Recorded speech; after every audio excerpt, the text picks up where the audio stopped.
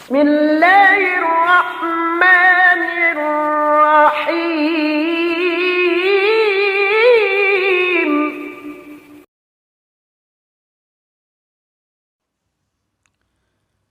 Assalamualaikum warahmatullahi wabarakatuh. Bismillah walhamdulillah. Salatu wassalamu ala rasulillah Nabiyyina Muhammad ibn Abdullah wa ala alihi wa sahbihi wa mawalah. Wala hawla wala quwata illa billahi amma ba'd. Umat al-Islam, azanillahu wa iyyakum. Pada bulan suci Ramadan ini banyak sekali hadis-hadis palsu dan lemah yang beredar di masyarakat, yang mana ini disampaikan pada setiap kultum-kultum ataupun ceramah-ceramah mereka pada bulan suci Ramadan. Di antara hadis yang beredar di masyarakat adalah hadis yang menjelaskan tentang bahwasanya Ramadan itu dibagi menjadi 3. Hadis yang berbunyi, Ramadan awaluhu rahmah wa awsatuhu maghfirah wa akhiruhu itqu minan nar. Ramadan awalnya adalah rahmah, pertengahannya adalah maghfirah, dan akhirnya adalah itqu minan nar, atau pembebasan dari api neraka. Maka setelah diteliti oleh para ahli hadis atau ulama ahli hadis, dalam hadis ini terdapat banyak penyakit, kelemahan-kelemahan. Di antaranya disebutkan dalam silsilah ad-dha'ifah atau kumpulan hadis dhaif karya Syekh Albani rahimahullah. Dalam kitab tersebut diterangkan bahwa hadis ini disebutkan oleh Al-Uqaili dalam Ad-Du'afa halaman 172, Ibnu Adi dalam Al-Kamil fi Du'afa halaman 165, kemudian Ad-Dailami dalam Musnad Al-Firdaus halaman 10 sampai 11, itu dengan sanad dari Salam bin Siwar, dari Maslamah bin Sulut, dari Az-Zuhri, dari Abu Salamah, dari Abu Hurairah radhiyallahu anhu. Al-Uqaili mengatakan tidak ada bukti dari hadis Az-Zuhri. Ibnu Adi mengatakan Salam bin Siwar, menurutku dia adalah munkarul hadis atau perawi hadis munkar. Sedangkan Maslamah bin Sulut adalah perawi yang tidak banyak dikenal. Demikian pula komentar Imam Az-Zahabi rahimahullah. Sedangkan Maslamah telah dikomentari oleh Abu Hatim bahwa matrukul hadis, itu hadisnya ditinggalkan. Sebagaimana yang beliau sebutkan dalam Mizanul I'tidal halaman 179. Ini adalah penjelasan secara sanad. Bahwasanya hadis ini banyak didhaifkan oleh para ulama-ulama ahli hadis. Kemudian ternyata juga hadis ini banyak bertabrakan dengan hadis-hadis yang sahih dan hasan.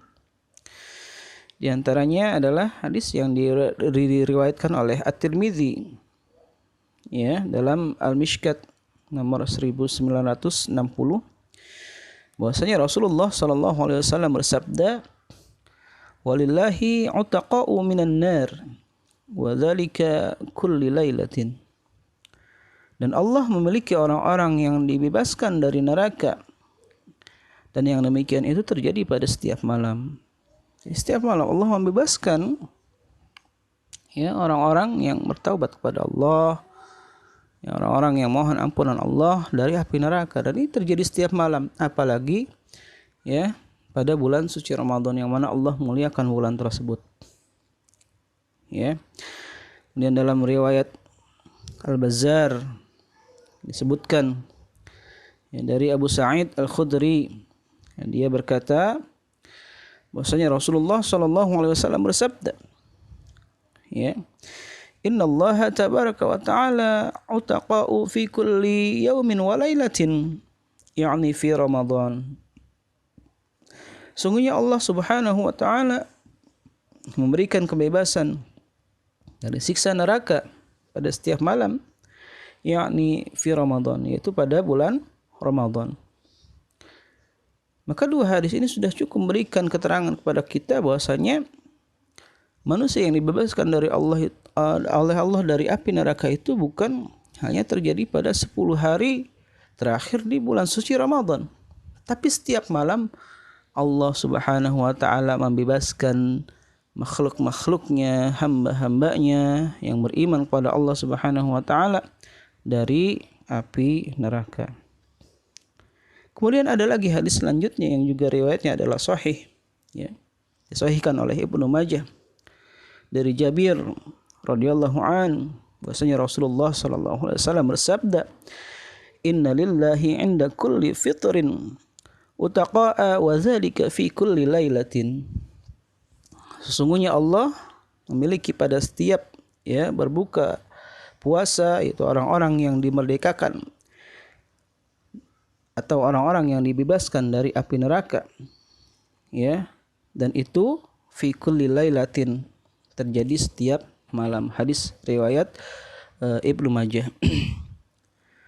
Ini juga hadis yang membantah tentang bahwasanya Itqu minan nar itu hanya terjadi pada 10 hari terakhir di bulan suci Ramadan. Kemudian hal yang berkaitan dengan maghfirah Allah atau ampunan Allah ini juga ada dalam hadis riwayat Bukhari dan Muslim dari Abu Hurairah radhiyallahu an, bahwasanya Rasulullah sallallahu alaihi wasallam bersabda, "Man shama ramadhana imanan wa ihtisaban, ghufira lahu ma taqaddama min dzambih." Barang siapa yang berpuasa Ramadan karena iman dan mengharapkan pahala dari Allah Subhanahu wa taala, ghufira lahu ma taqaddama min dzambih, maka Allah akan mengampuni dosa-dosanya yang telah lalu.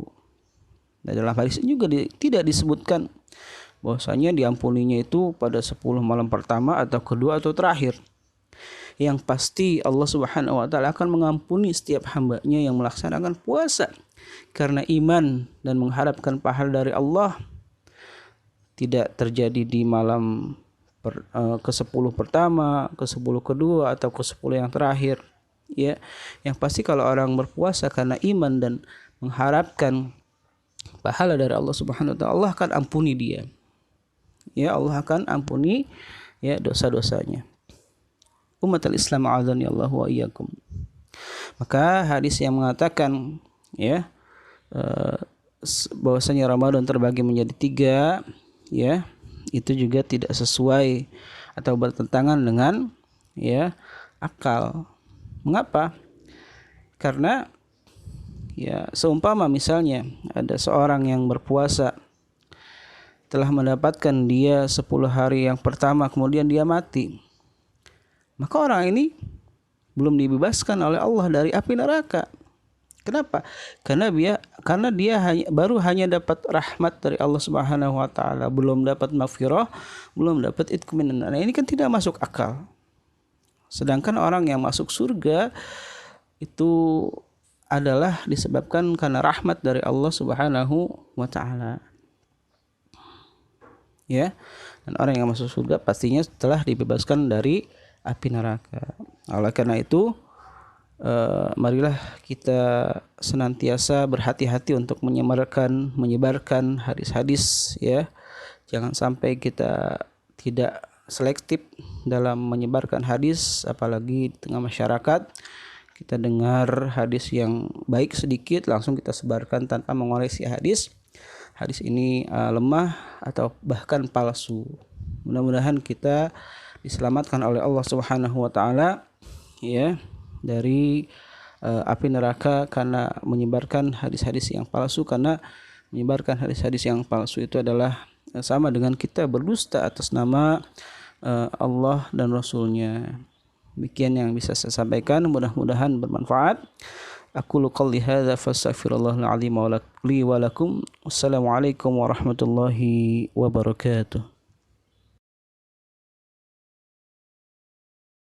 Alhamdulillah.